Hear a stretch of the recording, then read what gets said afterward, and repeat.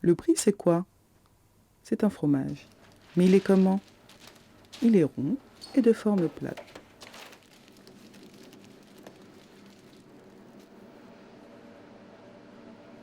C'est un fromage à pâte molle et à croûte fleurie.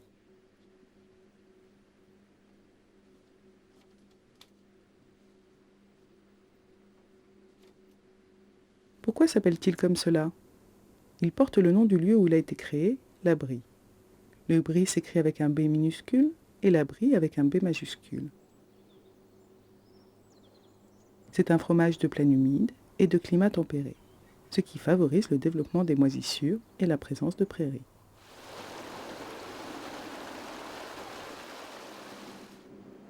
Il existe plusieurs sortes de fromages de brie. Les plus courants sont le brie qui peut être fabriqué au lait pasteurisé, au lait cru ou au lait thermisé. Il y a aussi le coulommiers et les bries d'appellation d'origine contrôlée, le brie de Meaux et le brie de Melun.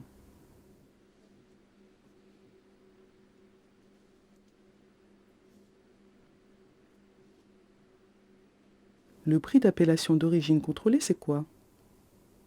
L'appellation d'origine contrôlée implique une fabrication exclusive au lait cru.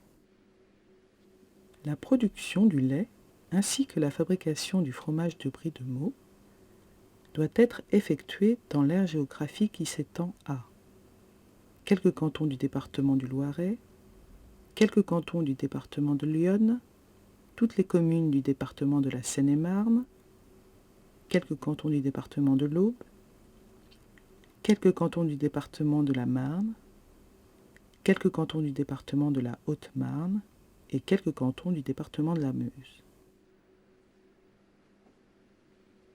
Mais ne nous trompons pas, en 2008, 74% du brie de Meaux est fabriqué dans la Meuse et seulement 13% en Seine-et-Marne. Que faut-il faire pour un brie?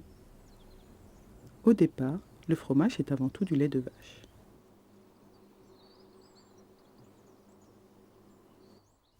Quelle est la race laitière? La race qu'on a ici, c'est la race Holstein. C'est la laitière par excellence.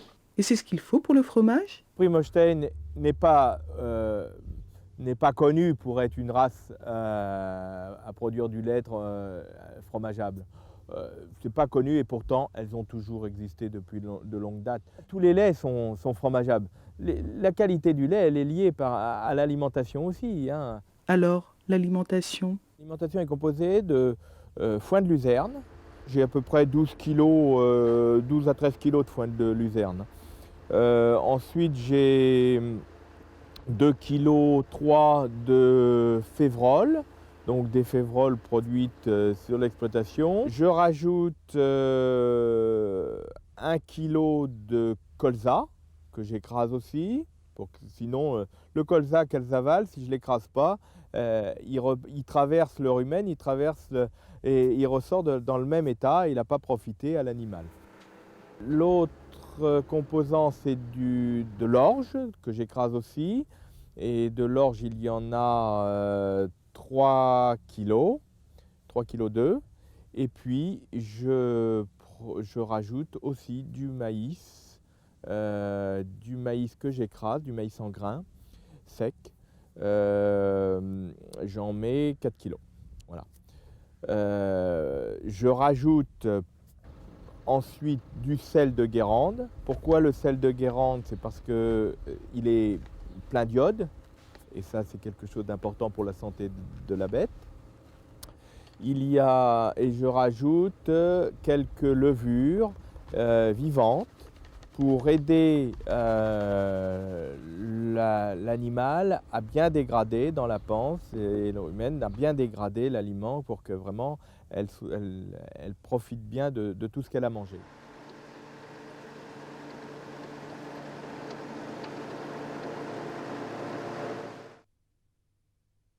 Au lait cru, c'est une contrainte parce que comme le lait n'est pas traité, on retrouve évidemment la nourriture en partie dans le lait, quoi. Donc il faut que la nourriture soit de qualité pour que le lait soit de qualité. Le lait cru est chauffé à 32 degrés.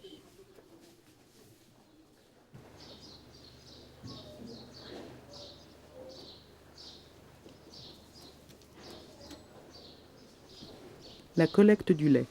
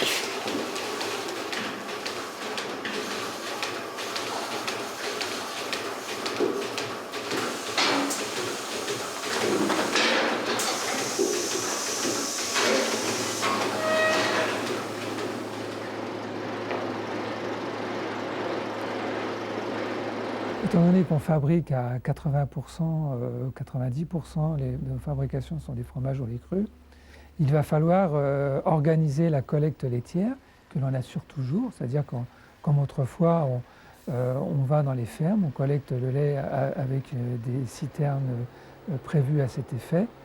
On va, à partir d'éléments statistiques, déterminer quels sont les producteurs de lait qui vont donner toutes les garanties nécessaires à ce que l'on ait un produit de qualité bactériologique suffisante. Des échantillons de lait sont prélevés dans la citerne de l'éleveur laitier et vont être analysés par la suite. Les tournées sont orientées aussi en fonction de la destination des fabrications. C'est-à-dire que si on fabrique des fromages qui sont destinés à la production de brie de Meaux, on ne peut utiliser que du lait de la zone d'appellation d'origine brie de Meaux. Tous les laits que nous collectons sont tous d'appellation brie de Meaux, mais à l'intérieur, il y a une partie de collecte laitière qui se trouve en Seine-et-Marne et qui, elle, ne peut être destinée exclusivement qu'à la fabrication du brie de Melun. La règle permet de mesurer la quantité de lait contenue dans la cuve. Bien, les difficultés a posteriori, puisque moi je les ai analysées par la suite, comme a été évoqué tout à l'heure, ça a été la transition, entre autres, des modes d'élevage et l'application de la fameuse loi Godefroy, qui a contraint les producteurs de lait à avoir, et c'est tant mieux, avoir des normes de conservation de leur lait et de nettoyage et des normes d'hygiène beaucoup plus strictes à la collecte laitière. Mais ces normes-là se sont traduites en fait par une diminution de la flore lactique globale qu'on pouvait retrouver dans les produits. Et ça s'est traduit essentiellement par des difficultés de qualité. On ne retrouvait plus les qualités des fromages d'autrefois. Et il a fallu pendant une période, je pense, globalement, entre 10, 15, voire 20 ans, pour arriver à adapter les techniques de fabrication fromagère au lait que l'on avait depuis les années, globalement depuis les années 60. En fait, de 1960 à 1980, les qualités des fromages s'étaient pas mal dégradées. Elles ont, grâce à l'institution d'écoles de laiterie, et de gens qui ont fait des recherches dessus, on a pu typer, authentifier les fabrications brillardes et adapter les technologies aux matières premières que l'on rencontrait.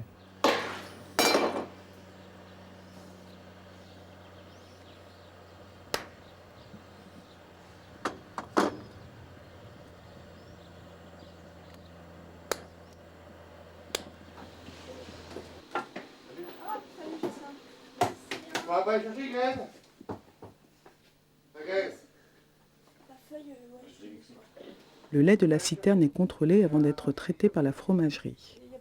On commence déjà par les acidités. Alors, je commence par numéro 1. On toutouille.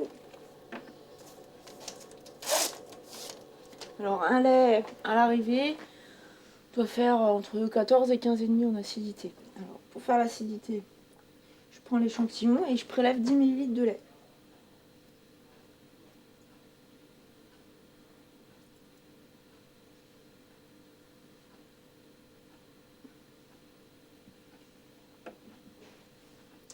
Alors ensuite, on va mettre 2 gouttes de phénylphtaléine, c'est un indicateur coloré qui va en fait changer de couleur avec le changement de pH.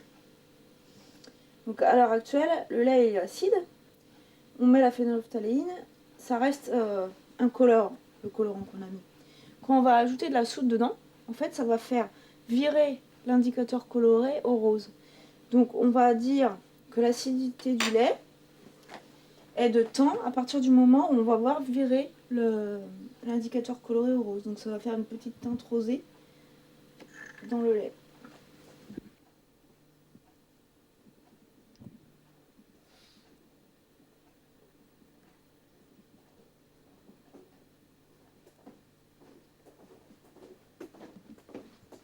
Alors il y a déjà un début de teinte. Voilà, le virage là on le voit bien. Si je rajoute éventuellement encore une goutte pour que tu vois mieux.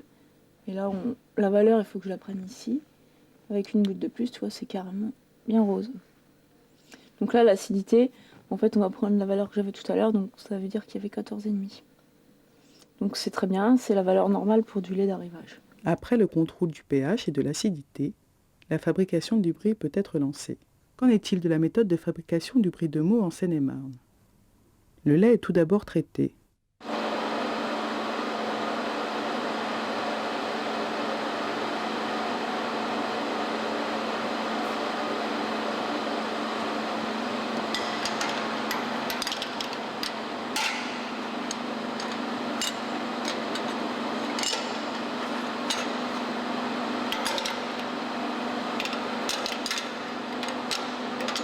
Maintenant, on a des grandes cuves et on va garder le lait pendant à peu près 18 heures, de façon à ce qu'il mûrisse, entre guillemets, un peu plus, à ce qu'il rassisse un peu plus, pour qu'il ait une qualité fromageable mieux adaptée. On va procéder à la mise en place et à la maturation des fromages, la maturation du lait, avec au départ ce qu'on appelle la standardisation en matière grasse, puisque nos productions fromagères varient sur l'étiquette du produit de 20% de matière grasse à 75% de matière grasse. Et en fonction de ces grammages, on va mettre en œuvre un lait plus ou moins gras. Donc ça passe par cette standardisation en matière grasse qui consiste à un écrémage partiel du lait de mélange. Une fois qu'on a obtenu notre lait de mélange, on va y adjoindre des bactéries lactiques pour pouvoir, entre guillemets, occuper le terrain, c'est-à-dire commencer la fermentation lactique du lait. Et c'est cette fermentation lactique-là qui va permettre la coagulation du lait le lendemain, pour ce qui est du brie de Meaux, et éventuellement le lendemain pour le brie de Meaux et surlendemain pour le brie de Melun. Ce sont deux fromages qui ont des caractéristiques de fabrication complètement différentes. Lorsque le lait a obtenu sa maturation pour le brie de Meaux, on va réchauffer le lait, puisque le lait avait été conservé dans sa prématuration entre 12 et 14 degrés. Et on va le réchauffer jusqu'à une température aux alentours de 34 degrés centigrades. L'empressurage, ce ne serait pas la solidification du lait? Lorsque le lait a obtenu sa maturation pour le brie de Meaux, on va procéder à son empresurage. Là, on y adjoint de la présure animale, hein, c'est un extrait de la caillette de veau, cette présure-là va précipiter la coagulation. Naturellement, le lait pourrait coaguler, mais en fonction de la dose de présure que l'on va mettre, on obtiendra une coagulation plus ou moins ferme, plus ou moins rapide, etc. Et ceci va jouer énormément sur la qualité du produit fini.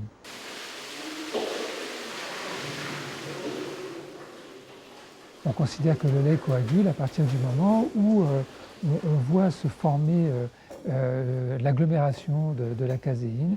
Alors il y a le geste du fromager, que vous verrez peut-être, qui consiste à à tremper le dos de la main ou des doigts sur la surface du lait, et on voit à ce moment-là que le lait devient résistant, et on voit même l'agglomération des micelles de caséine, et c'est là qu'on considère que la coagulation a lieu. Et en fonction de ça, il y a des vieux trucs fromagers qui consistent à dire que à partir du moment où on a mis la présure et où l'on voit la coagulation se former, on va multiplier ce temps-là par 5, et c'est ce qui va donner le temps de moulage.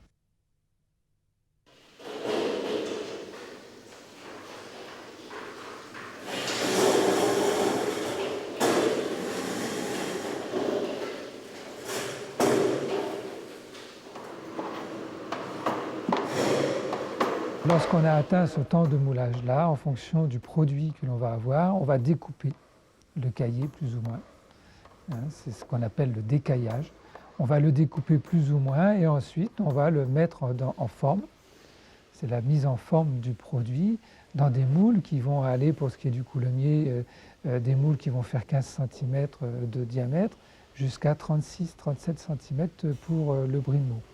Cette mise en forme, qu'on appelait aussi autrefois formage, c'est ça qui a donné en fait par déformation le nom fromage. Cette opération de moulage va durer à peu près 4 heures, entre 3 et 4 heures, à une température très proche de la température de coagulation, à savoir une trentaine de degrés. Lorsque les fromages, au bout de 4 à 6 heures après moulage, les fromages vont descendre dans les moules et on va procéder au premier retour.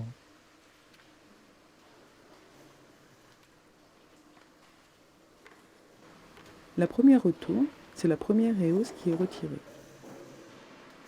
Lorsqu'au moment où on retourne le fromage dans le moule et que ça sonne creux, et ça il faut le savoir, savoir quand est-ce que ça sonne creux, il faut avoir l'expérience. Que ça sonne creux, à ce moment-là, il faut réagir très très vite, parce que là vous avez donc une contamination des fromages par les coliformes, et il faut à ce moment-là endiguer le développement de ces coliformes.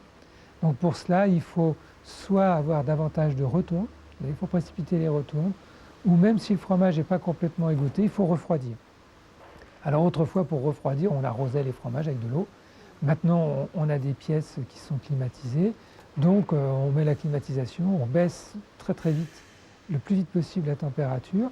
Et moi, ça m'est arrivé assez souvent, une fois que la température était baissée, puis que je m'apercevais en retournant les fromages que ça sonnait plus creux. Bon, là, on réchauffait de nouveau les températures, parce qu'on avait évacué quand même malgré tout du lactosérum, et ça y est, la fabrication était sauvée. La deuxième accélère l'égouttage.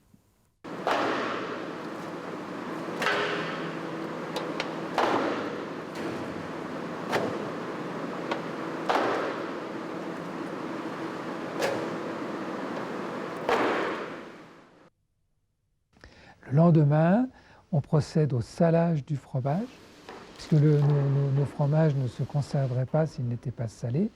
Et ce salage-là est une phase primordiale pour la conservation du fromage, parce que non seulement il va provoquer un complément d'égouttage, mais en plus de l'agent conservateur du sel naturel, cet agent conservateur en fait va favoriser l'implantation des pénicilliums. Et ces pénicilliums, en fait, et le sel favorisent l'implantation de pénicillium, mais par contre empêchent le développement d'autres champignons qui ont des caractères putrides. Le salage se fait chez nous, et c'est une obligation de l'appellation d'origine, se fait au sel sec. Et nous, en ce qui nous concerne, on sale en 2 fois.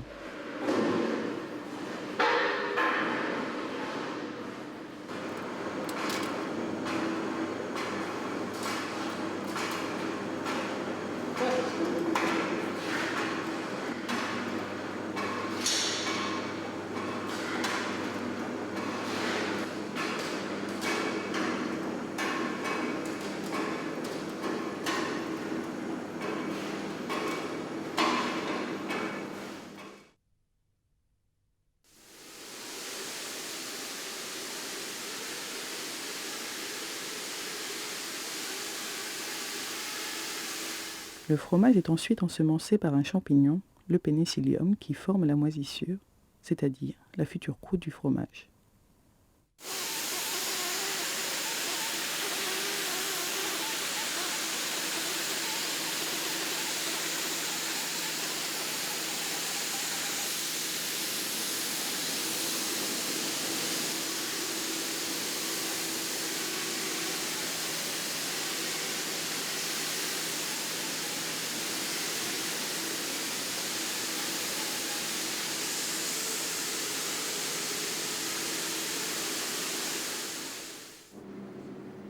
Dans le procédé normal d'affinage d'un produit, on va commencer par le sécher et ensuite on va le stocker dans des caves d'affinage un tout petit peu plus humides où là il va continuer sa maturité, mais il n'est pas rare qu'en cours d'affinage, on repasse à une phase de séchage. Un affinage d'un brie de Meaux, maintenant, en fonction des contraintes qui sont données par le marché, va aller jusque 2 mois. On va garder le fromage 2 mois. Un brie de Melun, on va le conserver 3 mois. Mais en fait, plus un affinage va être long et meilleur le produit sera. Pour la croûte, c'est une histoire de retournement, tout simplement. Plus on retourne le fromage, plus la croûte est belle, fine.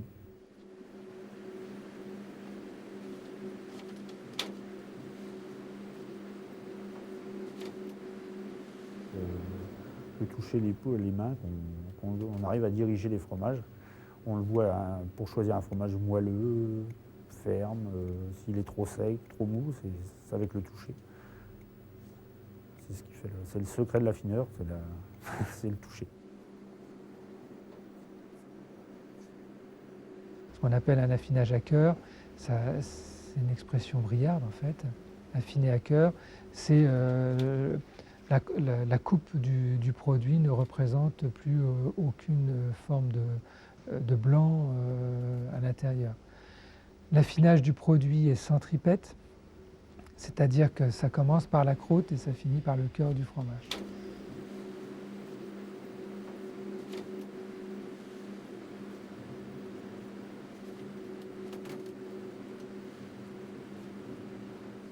Et l'avenir du fromage au lait cru?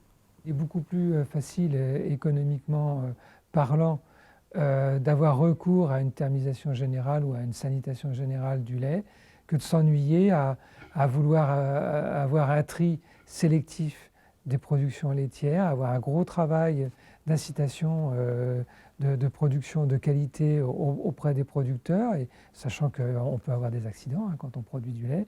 Et ce qui me fait dire qu'en fait, la production de fromage au lait cru, ça s'adresse quand même qu'à des entreprises de petite ou de moyenne taille, parce que pour arriver à produire dans certaines régions, ne serait-ce que 30, 40 ou je sais pas, 50 000 litres de lait, ben, il faut en avoir sous le coude à peu près 200 ou 250 ou 300 000.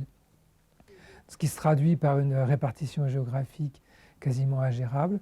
Et la tentation pour les grands groupes, c'est de se dire on ne peut pas faire de lait cru, donc parce qu'on ne peut pas gérer une collecte laitière aussi étendue et aussi compliquée.